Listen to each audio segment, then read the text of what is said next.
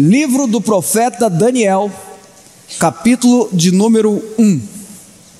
Eu vou ler praticamente o capítulo inteiro a partir do verso 3. Livro do profeta Daniel está quase chegando no fim do Antigo Testamento.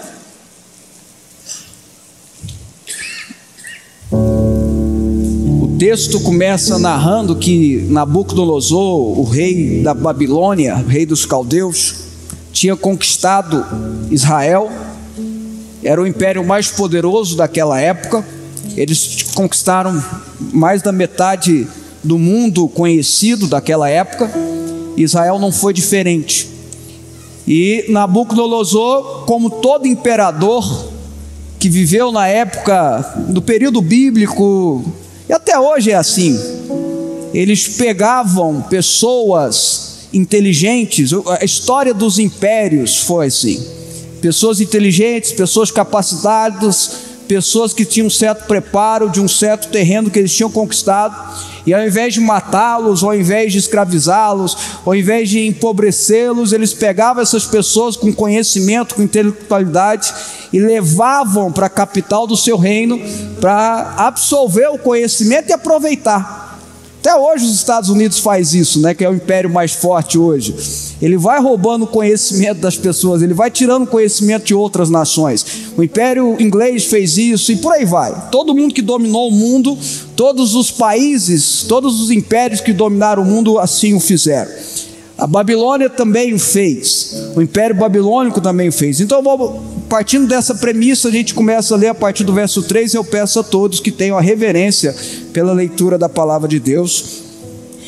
Diz assim a Bíblia: Depois o rei ordenou a Aspenaz, chefe dos oficiais de sua corte, que trouxesse alguns dos israelitas da família real e da nobreza, jovens sem defeito físico, de boa aparência, cultos, inteligentes, que dominassem os vários campos do conhecimento e fossem capacitados para servir no palácio do rei.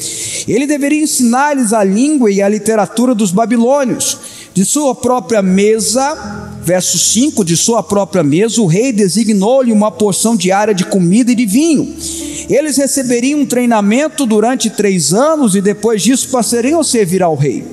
Então, entre esses, estavam alguns que vieram de Judá: Daniel, Ananias, Misael e Azarias. O chefe dos oficiais deu-lhes novos nomes. Daniel deu o nome de Beltesazar, Ananias de Sadraque, Misael de Mesaque e Azarias de Abednego. São nomes babilônios. Daniel, verso 8: Contudo decidiu não se tornar impuro com a comida e com o vinho do rei. Outras traduções falam: decidiu-se não se contaminar.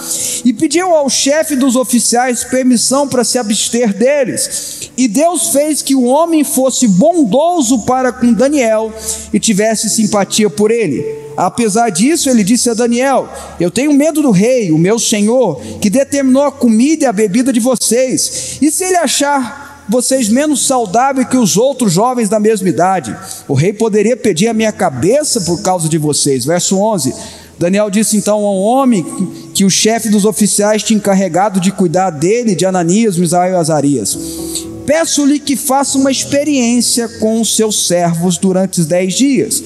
Não nos dê nada além de vegetais para comer e água para beber. Depois compare a nossa aparência com dos jovens que comem a comida do rei e trate os seus servos de acordo com o que você concluir. Ele concordou e fez a experiência com eles durante 10 dias. Verso 15: Passados 10 dias, eles pareciam mais saudáveis e mais fortes do que todos os jovens que comiam a comida da mesa do rei. Assim o encarregado tirou a comida especial e o vinho que havia sido designado, em lugar disso lhe dava vegetais. E a esses 4 jovens Deus deu sabedoria e inteligência para conhecerem todos os aspectos da cultura e da ciência. E Daniel, além disso, sabia interpretar todo tipo de visões e sonhos. Versos 18, 19 e 20. Ao final do tempo estabelecido pelo rei para que os jovens fossem trazidos à sua presença, o chefe dos oficiais os apresentou a Nabucodonosor. O rei conversou com eles e não encontrou ninguém comparável a Daniel, Ananias, Misael e Azarias, de modo que eles passaram a servir ao rei.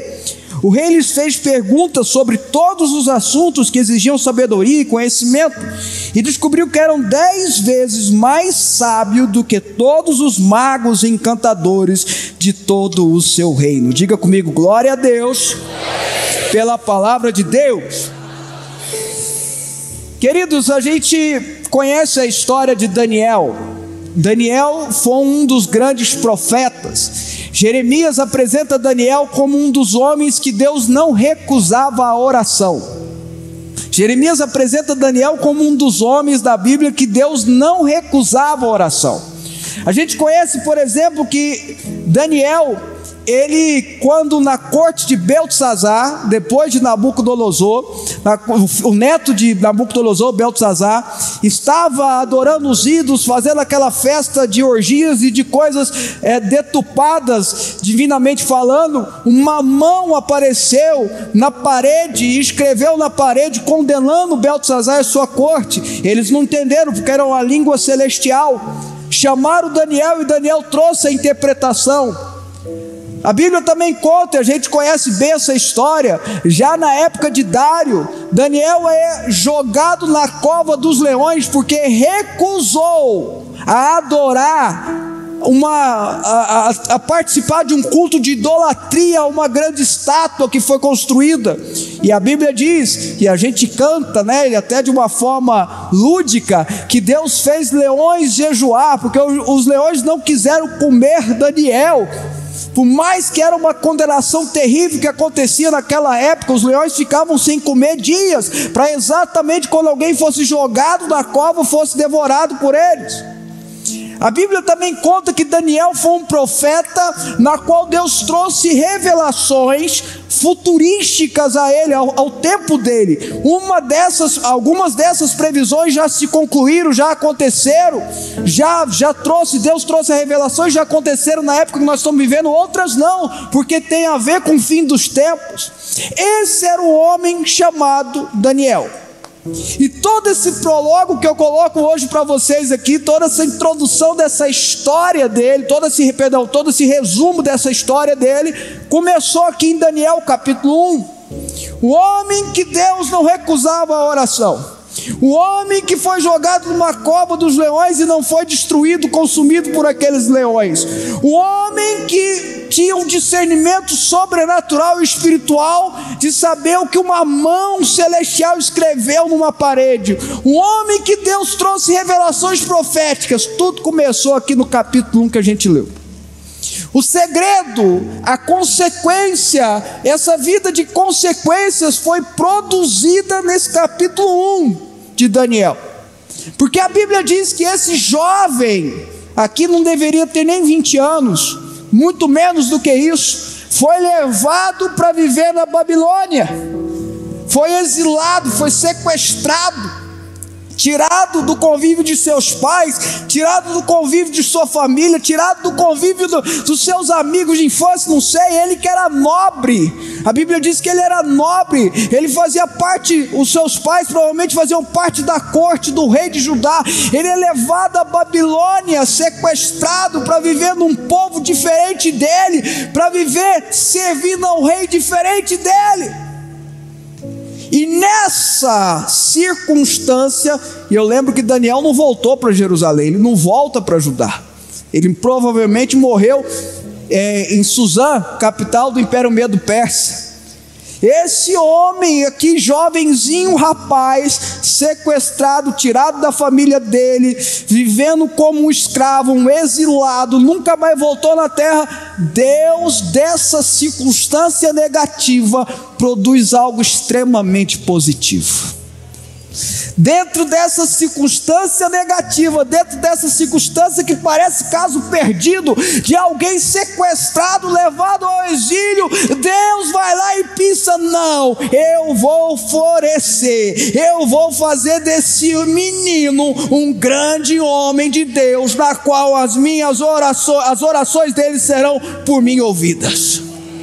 Por que eu começo dizendo isso? Para você entender algo. Não há circunstância negativa que impede o agir de Deus. Não há situação contrária que impede Deus de fazer alguma coisa. Não há situação que pareça que você foi sequestrado, tirado da sua família, jogado aos leões, que pode impedir aquele que é poderoso para fazer infinitamente mais do que pedimos ou pensamos, conforme o poder dele que opera em nós. Saiba disso.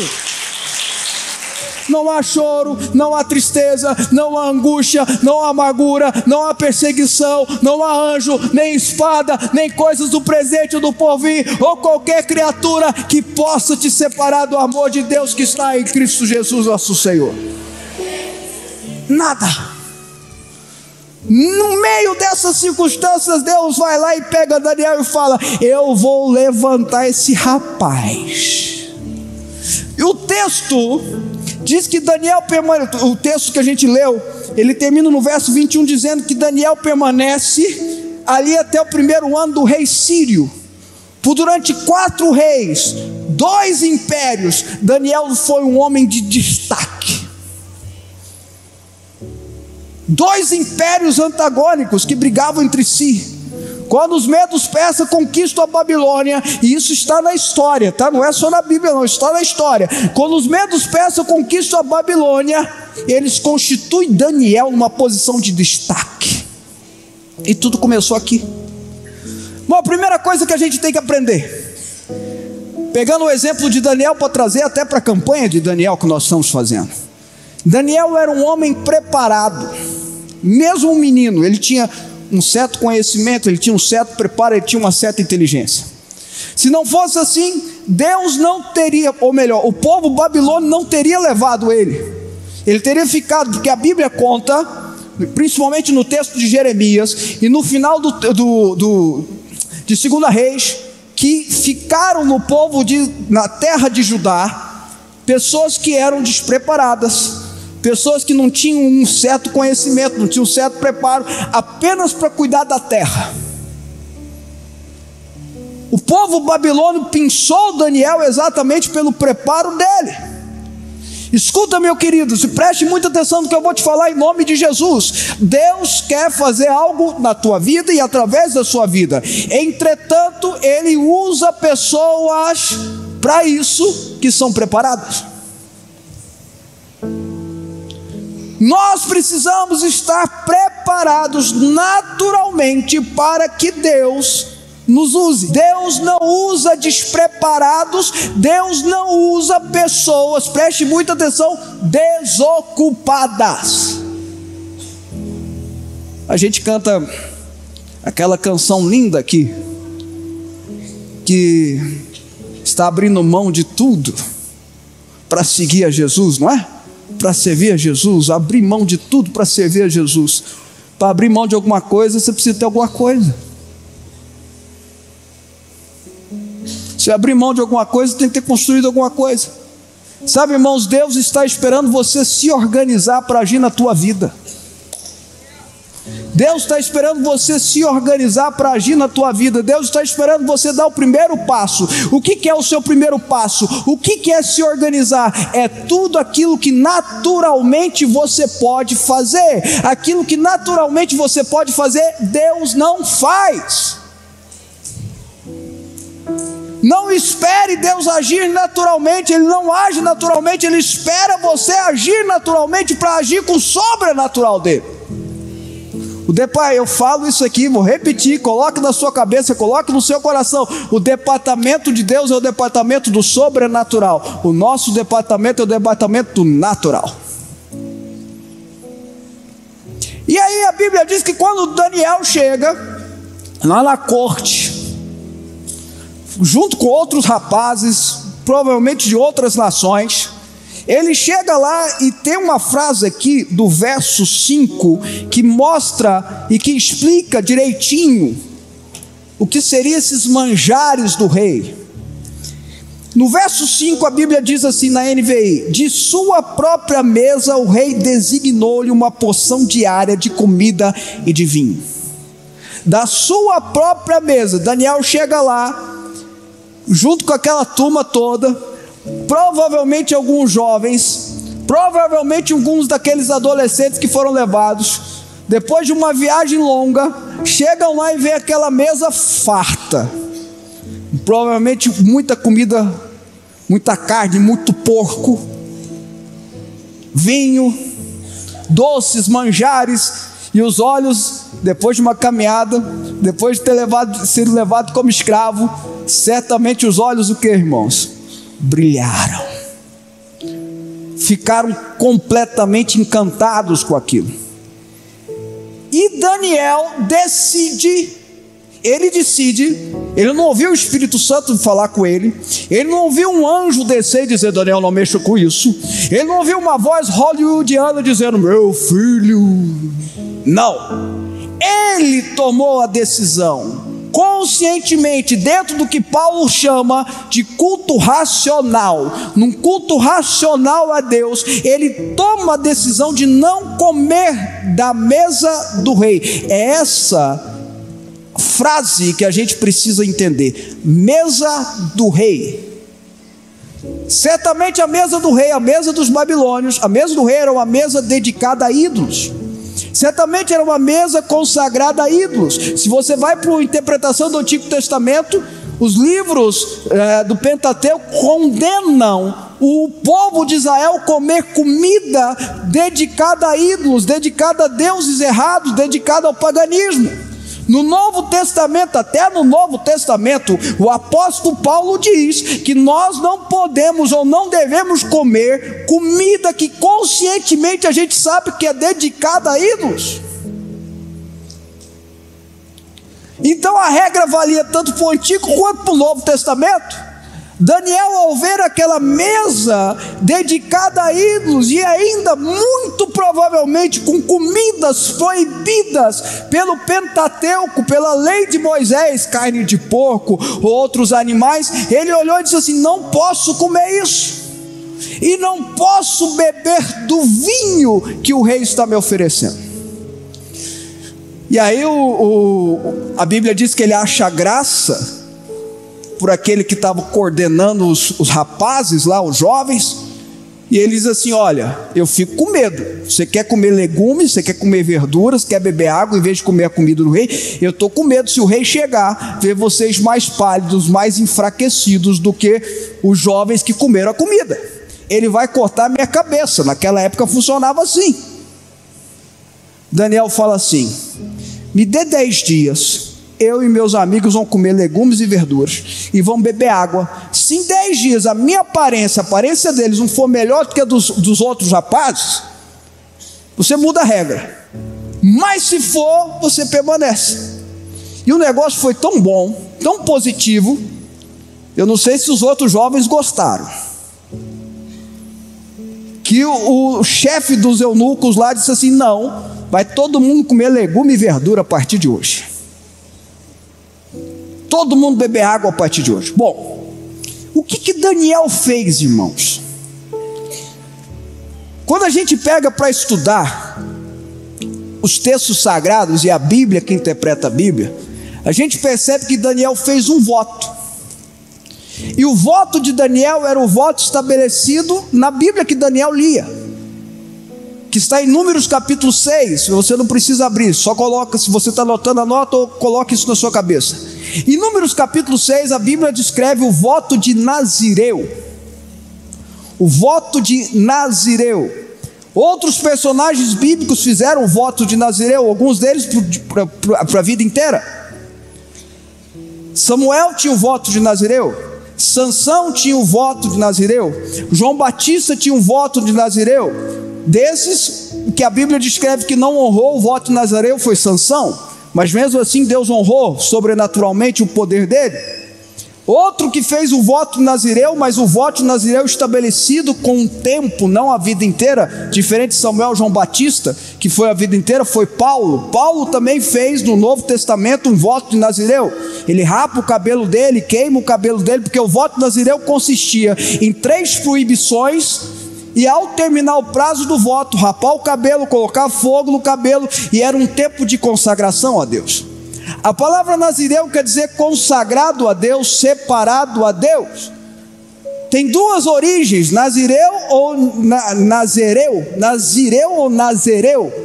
Os estudiosos meio que ainda não chegaram à conclusão. Se você pega nazireu, quer dizer que é a origem daquele que é para dominar uma nação. Quando a nazireu é aquele que é consagrado a Deus. Se você junta as duas, aquele que é consagrado a Deus, separado a Deus para influenciar uma nação.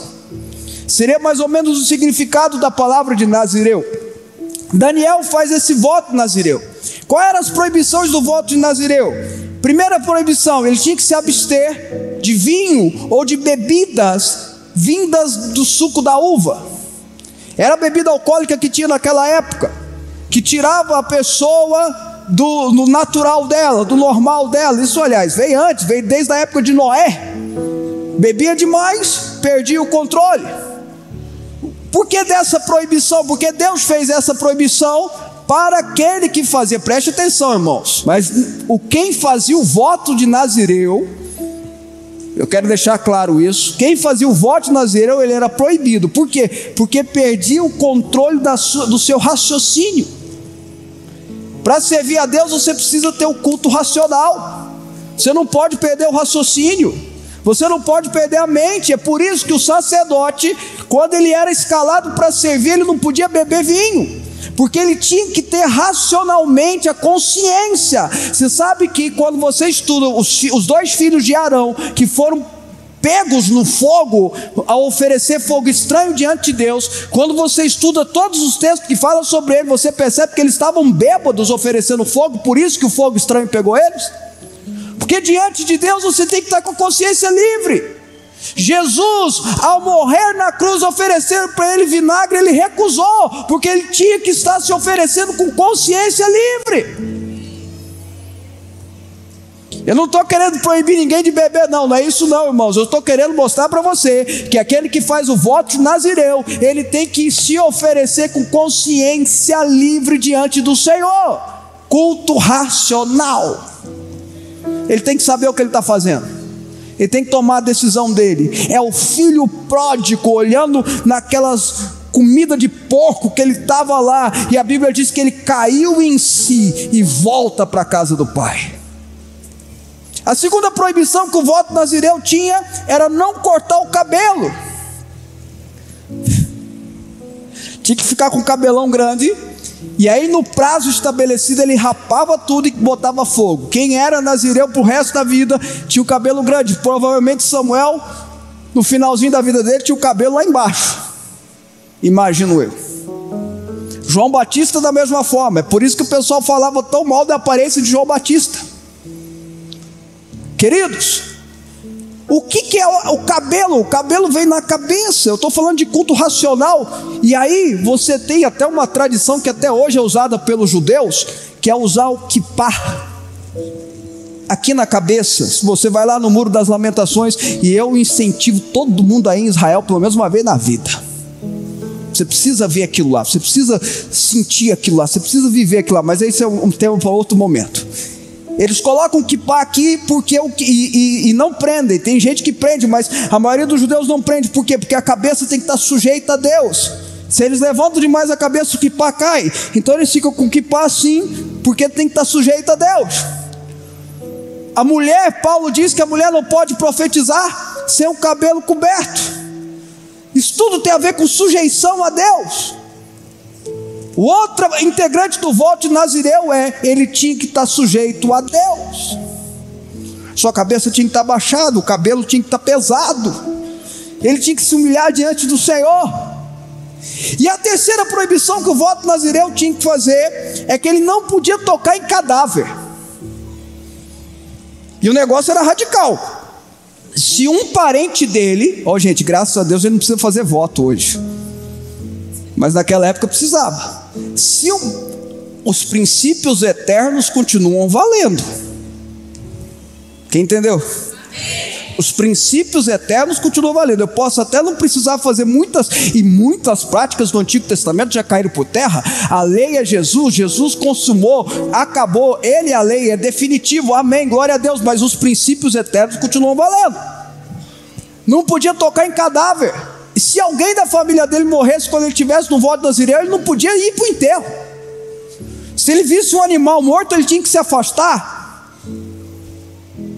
Qual é que é o significado espiritual disso? A gente vê isso no Antigo Testamento, essa regra. Qual é o significado espiritual? Se alguém tocava no cadáver e ficava impuro, qual é o significado espiritual disso? Aquilo que morreu, aquilo que faz parte da tua vida passada, aquilo que faz parte do Egito, aquilo que faz parte daquilo que você abandonou para servir a Jesus, tem que ficar lá atrás. Você não pode ficar remexendo, você não pode ficar mexendo, tocando. Se você ficar tocando, vai te contaminar. Se você ficar tocando, vai te contaminar. É por isso que aquele que é consagrado a Deus no voto nazireu não pode tocar em cadáver. Aquilo que já morreu, aquilo que ficou para trás, as coisas velhas ficaram para trás, eis que tudo se fez de novo. A vida com Deus é vida de novidade, novidade de vida. O que ficou para trás, ficou para trás. Eram as 3 coisas que o voto nazireu tinha que fazer. Daniel toma essa decisão: não vou me contaminar com vinho, não vou comer da comida consagrada a demônios, não vou provavelmente cortar o meu cabelo. Ele faz o voto de nazireu. Ele faz a primeira campanha de Daniel. Ele jejua, come só legumes, porque era aquilo que não contaminava ou que não vinha da mesa do rei. E quais foram as consequências na vida de Daniel? Eu estou terminando. Primeira consequência: ele influenciou outros a fazerem o mesmo.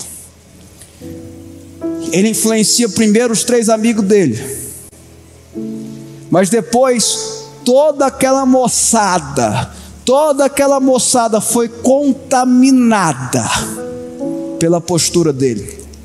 O mundo todo viu um rapaz de 31 anos ser brutalmente assassinado esses dias para trás. Ele era uma personagem da internet. Tem gente que não gosta do que ele falava, tem gente que gosta do que ele falava. Eu vou dar o testemunho que eu sei. Homem de Deus. Além das posições conservadoras dele, ele pregava o evangelho, falava de Jesus para jovens e despertava uma geração. Você pode até não gostar das posições políticas dele, mas certamente das posições cristãs que ele, Charlie Kirk, defendia, é algo extraordinário. Ele revolucionou os Estados Unidos com despertar. Por que você está falando tudo isso? Porque eu quero dar uma profecia, se é que eu posso chamar assim. Deus vai levantar nazireus nas escolas, nas universidades, nas faculdades desse país, homens e mulheres de Deus, para revolucionar uma geração de jovens estudantes. Jovens estudantes serão nazireus. Sabe, irmãos, uma coisa que eu estava pensando, Bispo Priscila, no Antigo Testamento, mulher não podia ser sacerdotisa.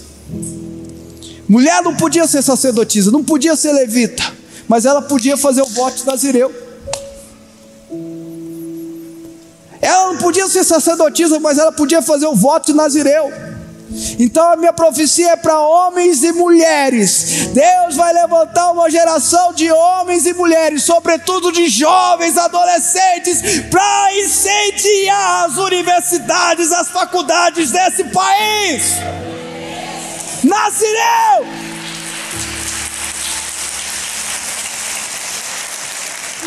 Influenciou outros. E essa influência vai chegar na tua família, na sua casa. Essa influência vai pegar os seus sobrinhos. Essa influência vai pegar os seus irmãos. Essa influência vai alcançar o seu marido, a sua esposa.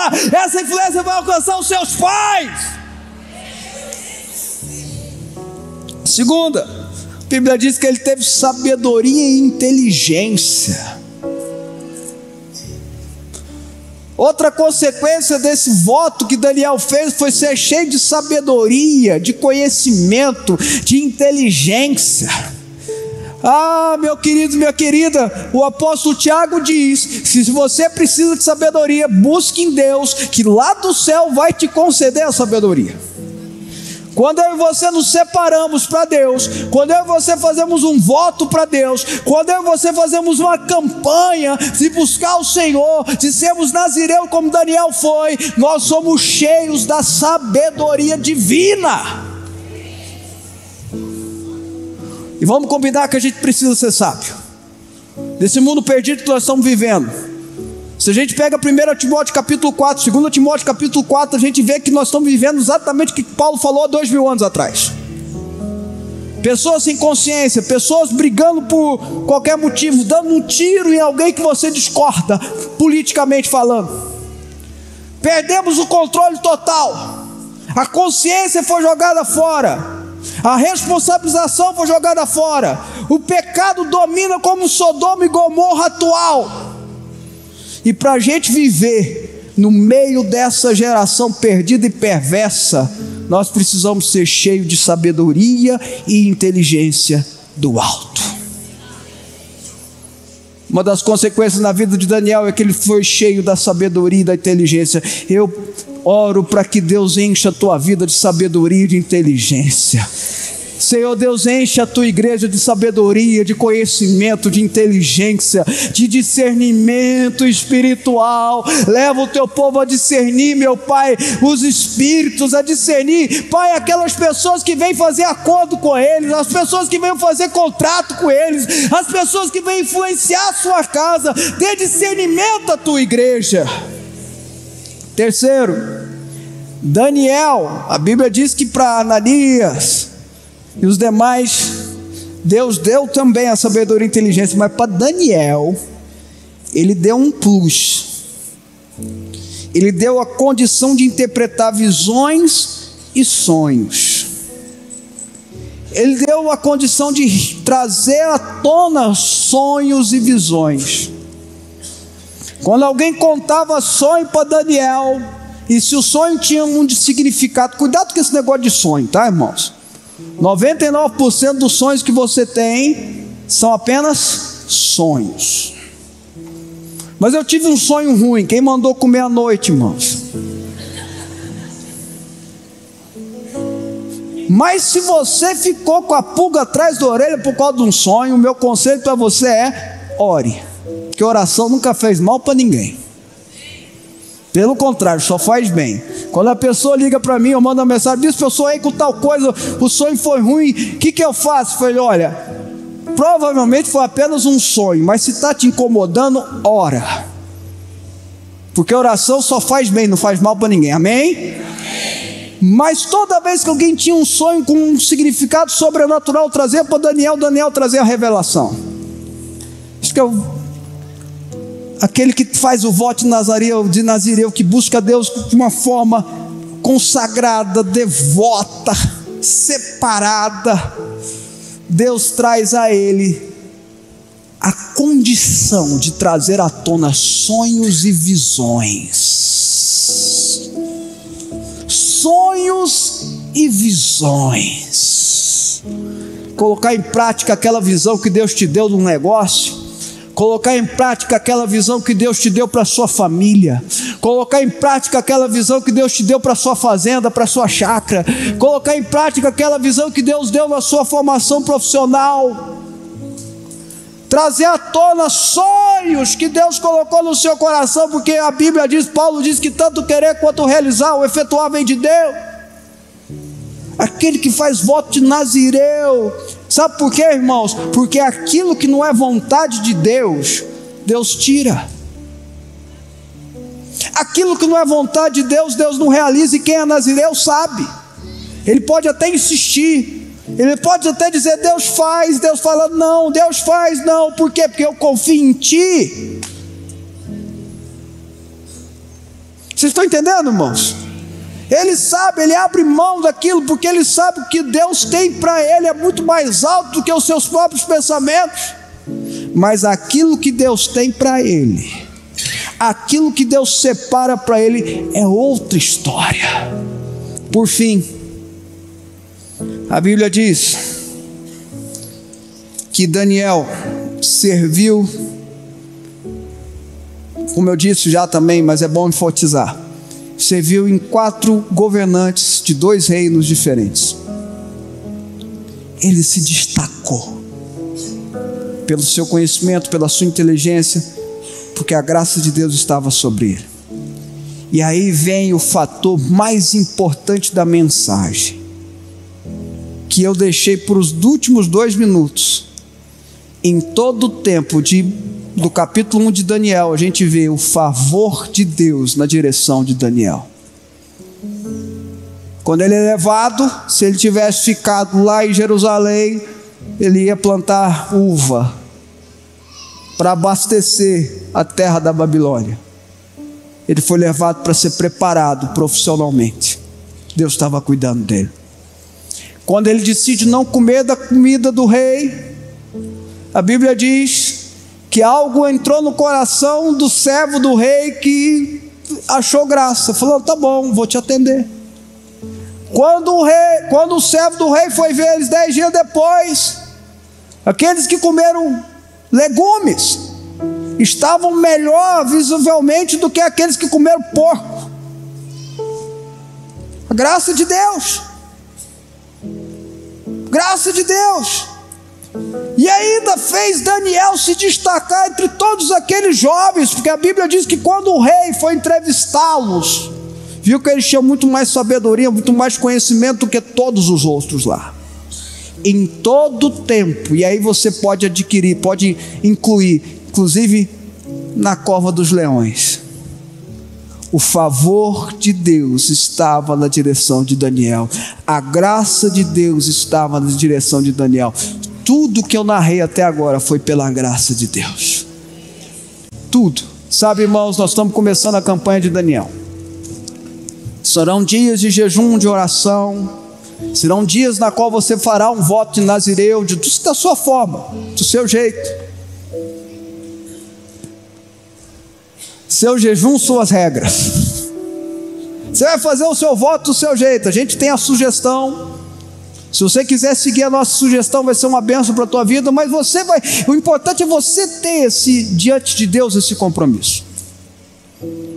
E eu tenho certeza absoluta, em nome de Deus, em nome de Jesus, que a graça do nosso Deus vai ser tão potente na tua vida, tão poderosa na tua vida, vai ser algo tão extraordinário na sua vida, que você vai vivenciar aquilo que o Rei da graça, o Senhor Deus da graça, concede.